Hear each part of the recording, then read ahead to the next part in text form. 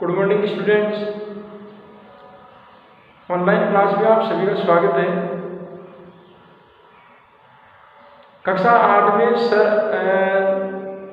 रैखिक समीकरणों के अनुप्रयोग के जो कि प्रश्नावली 2.4 के कुछ सवाल है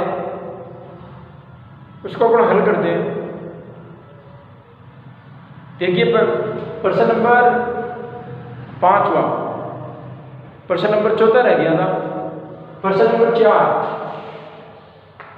जो आपने 2 सवाल दिए थे, 2 सवाल हल हो गए होंगे मेरे ख्याल से। मैंने क्या उत्तर का मिलान कर ले कि वो सही था या गलत था। उसने अपने रैखिक समीकरणों के अनुप्रयोग से उसको हल किया या नहीं किया। देखिए प्रश्न को पढ़िए क्या कहता है। 2 अंकों वाली दी गई संख्या में 2 अंकों वाली एक संख्या है जिसमें इकाइकांक और दहाइकांक है। तो 2 अंकों वाली दी गई संख्या में 2 ही अंक है, वो पहले अंक की बात कर रहा है। यहाँ पर अपन एक अंक को इकाइकांक मान लेते हैं और दूसरे अंक को दहाइकांक मान लेते हैं। सही। अब इसके ऐसे सवालों की देखिए 2 उत्तर आ सकते हैं। मैंने पहले भी कहा था, एक सवाल एक पहले भी आया था। ये एक अंक दूसरे अंक ये अपने एक माइंड साइकोलॉजी पर डिपेंड करता है। अपन मान लीजिए वो 2 अंकों वाली संख्या है 12। सपोज करना है केवल, सपोज कीजिए कि वो संख्या 12 है। अब मैं अंदाजा लगा ये भी सकता हूँ कि पहला अंक ये है दूसरा ये है। सोचने वाला इकाइकांक की तरफ भी तो सोच सकता है ना कि पहला अंक ये और दूसरा अंक ये है। तो ऐसे मामले में कन्फ्यूजन की स्थिति हो जाती है। तो ऐसी कन्फ्यूजन की स्थिति यही है कि वो आपकी साइकोलॉजी पर डिपेंड करता है कि आप उसको इकाइकांक इधर से मानते हो, यानी पहला अंक को ऐसा मानते हो। तो अपन तो मान लेते हैं कि पहला जो अंक है उसको इकाइकांक मान लेते हैं और जो दूसरा अंक उसको दहाइकांक मान लेते हैं। That's all. तो 2 अंकों वाली दी गई संख्या में एक अंक दूसरे अंक का 3 गुना है। एक अंक दूसरे अंक का 3 गुना। ये पहले वाला जो अंक है, ये पहले वाला अंक दूसरे अंक का कितना गुना है? 3 गुना है। तो दूसरा अंक कितना है ये हमारे को पता नहीं है, तो अपन मान लेते हैं। माना कि दूसरा अंक कितना है? x है, और दूसरे अंक को अगर मैं 3 से गुना कर दूं तो पहला अंक आएगा। सही। तो पहले अंक को एक अंक दूसरे अंक का 3 गुना है। मैं एक अंक को इकाइकांक मान लेता हूं। एक अंक का मतलब मैंने इकाइकांक मान लिए और दूसरा जो अंक है उसको मैंने मान लिया है दहाइकांक। उसको मान लिया मैंने दहाइकांक। हल कीजिए। माना कि दूसरा अंक का 3 गुना है, तो दूसरा अंक चाहिए अपने को पहले, क्योंकि दूसरे अंक को मैं अगर 3 से गुना कर दूंगा तो पहला अंक आएगा। तो दूसरा अंक कितना मान लेता हूं मैं? x मान लेता हूं। माना दहाइकांक कितना है? x। माना कि संख्या का दहाई अंक x है, तो फिर इकाइकांक कितना है? 3 गुना बता रहा है, तो 3 गुना कर दो। 3 गुना कितना होगा? 3x। इकाइकांक और दहाइकांक तो आ गया। अब जब इकाइकांक और दहाइकांक जब आ गया तो संख्या बनाओ ना। संख्या बनाने का तरीका क्या था? 10 इंटू दहाइकांक प्लस इकाइकांक। तो संख्या बनाओ इसकी, और संख्या बनाने का तरीका था 10 इंटू दहाइकांक और प्लस इकाइकांक। 10 इंटू दहाइकांक प्लस इकाइकांक। तो 10 दहाइकांक कितना? x प्लस इकाइकांक 3x। तो 10x प्लस 3x, ये दोनों ही सजाती है, दोनों ही सजाती है तो जुड़ जाएंगे। 10x और 3x 13x। चलो साहब वो संख्या आ गई। जब कह रहा है प्रश्न के अंदर कि 2 अंकों वाली दी गई संख्या में एक अंक दूसरे अंक का 3 गुना है, तब तो वो संख्या आती है 13x। कितनी आती है? 13x।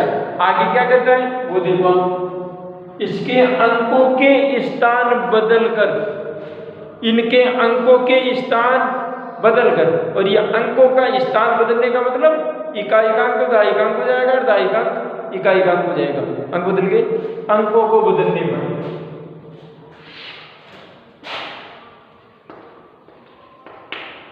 अंकों को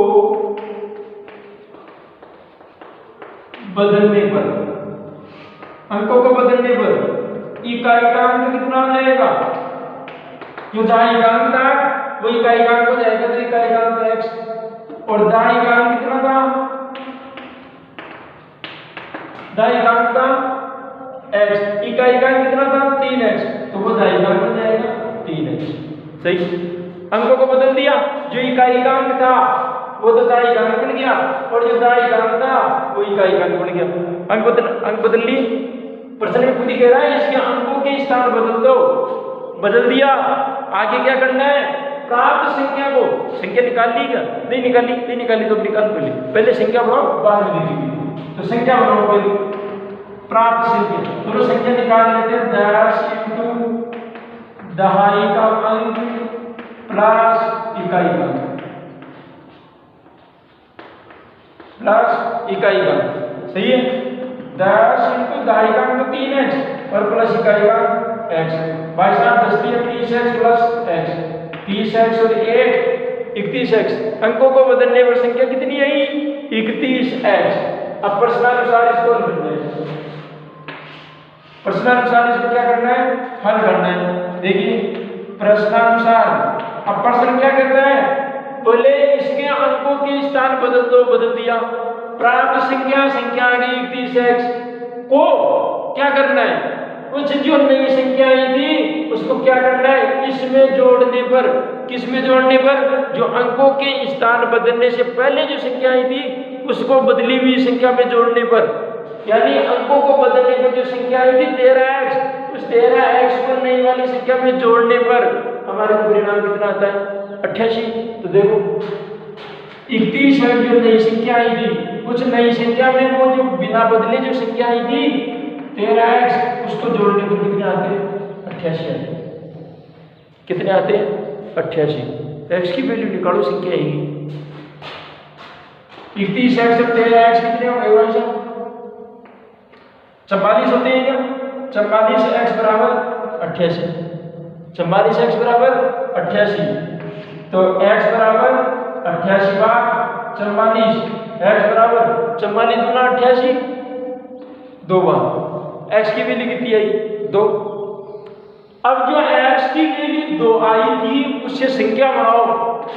भाई साहब दहाई का जो अंक बांधा था वो तो बांधा था अपने x, और x की वैल्यू आई 3 और इकाई का अंक 3 गुना बता रहा था। इकाई का अंक कितना बता रहा था? 3x, और 3 गुना x की वैल्यू कितनी आई थी? 3 दिया 9। संख्या बनाओ इसकी, क्या बनाओ इसकी? संख्या। इकाई का अंक बताओ 9, दहाई का अंक बताओ 3, ये लो। वो संख्या कितनी है? 39। वो संख्या कितनी है? 39। इस प्रकार से इसको सोल्व करना था। अगला प्रश्न देखिए, शोभो की आयु संबंधी प्रश्न है। शोभो की आयु, शोभो की मां की आयु। शोभो, ये भी समझ में नहीं आ रहा ये लड़के का नाम है कि लड़की का, जो भी है अपने सवाल से मतलब है। शोभो की मां की आयु, उसकी खुद की मां की आयु बता रहा है। वो कितनी बता रहा है? शोभो की आयु की 6 गुनी, यानी शोभो की आयु को 6 से गुणा कर दिया जाए तो उसकी मां की आयु आ जाती है। शोभो की आयु कितनी है? है ही नहीं तो मान लो, माना शोभो की आयु तो कितनी है? x। माना शोभो की आयु कितनी है? माना शोभो की आयु x वर्ष है, तो शोभो की मां की आयु कितनी होगी? 6 गुनी 6x वर्ष, 6 गुनी हो गई। ये वर्तमान आयु है, ये जो आयु है ये वर्तमान आयु है। शोभो की आयु पर ये वर्तमान की बात कर रहा है। ये तो ये भी नहीं बोल रहा कि आज ही 5 साल पहले थी या आज ही 5 साल बाद होगी। शोभो की वर्तमान आयु शोभो की आयु की 6 गुनी है, और ये पर्सन पढ़िए 6 गुनी है का मतलब आज है। तो इसका मतलब शोभो की आयु तो x वर्ष और उसकी माँ की आयु 6 गुनी है, 6 गुनी हो सकती है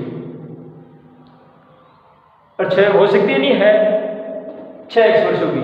आगे बढ़ो, 5 वर्ष बाद 5 साल आयु की आयु निकाल लो। अब आप कुछ समझदार है कि 5 साल बाद की आयु निकालने के लिए वर्तमान आयु के अंदर मैं 5 वर्ष जोड़ दूंगा, आज की 5 साल बाद की आयु आ जाती है। तो 5 वर्ष बाद शोभो की आयु तो कितनी होगी? 5 वर्ष बाद शोभो की आयु कितनी होगी? x प्लस 5 वर्ष। भाई वर्तमान आयु में 5 साल जोड़ दूंगा, उनके आयु 5 साल बाद ये बदलेगी और उसकी माँ की आयु, शोभो की माँ की आयु 6x वर्तमान आयु थी, 5 जोड़ दिया, 6x प्लस 5 वर्ष उसकी माँ की आयु होगी आज के 5 वर्ष बाद। क्या कहता है? 5 वर्ष बाद शोभो की आयु, अब शोभो की आयु की बात कर रहे हैं, वो आप पहले तो खुद की माँ की आयु बता रहा था, अब खुद की आयु बता रहा है। तो 5 वर्ष बाद शोभो की आयु कितनी होगी भाई साहब? शोभो की आयु उसकी माँ की वर्तमान आयु की 1/3, 1/3 का मतलब 1/3 हो गया। मैं कहूँ 1/4, 1/4 हो गया, है कि नहीं? 2/3, 2/3 हो गया, 3/4, 3/4 हो गया। तो ये इसका थोड़ा सा ध्यान रखना पड़ेगा। तो शोभो की खुद की वर्तमान आयु बता रहा है प्रश्नानुसार,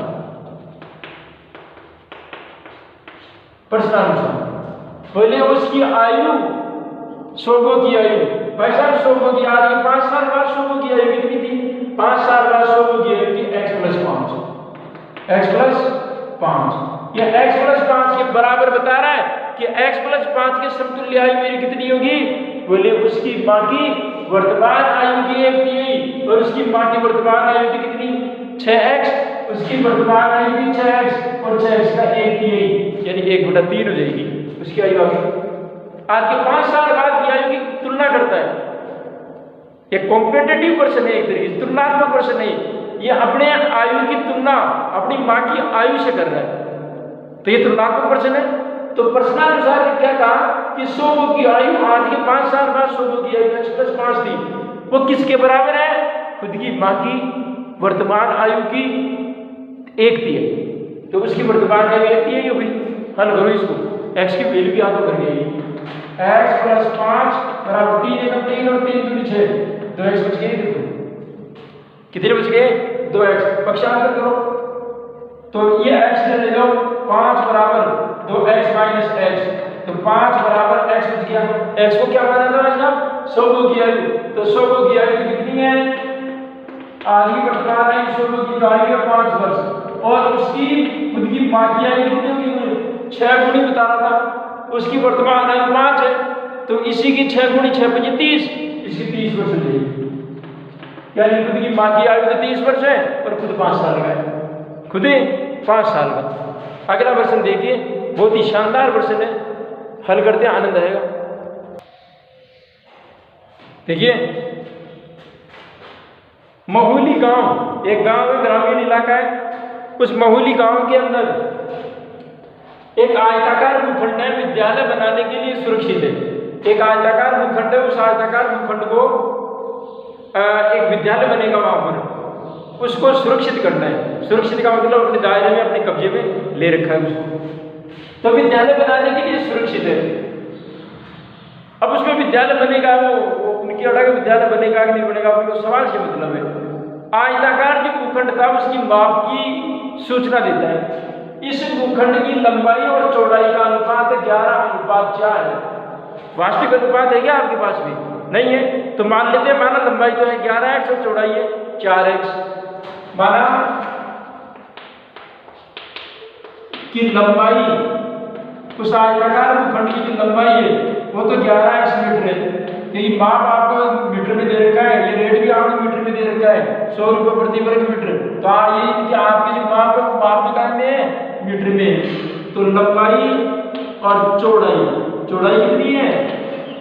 कितनी है साहब? 4x metre. सही है, ठीक साहब। उस आयताकार भूखंड की आपको लंबाई और चौड़ाई का अनुपात दे दिया। क्या कहा? गांव पंचायत को, वो ग्राम पंचायत क्या करती है, उस आयताकार भूखंड के चारों ओर भूखंड में बाढ़ लगाने का मतलब उसके चारों ओर तारबंदी करवाना चाहती है।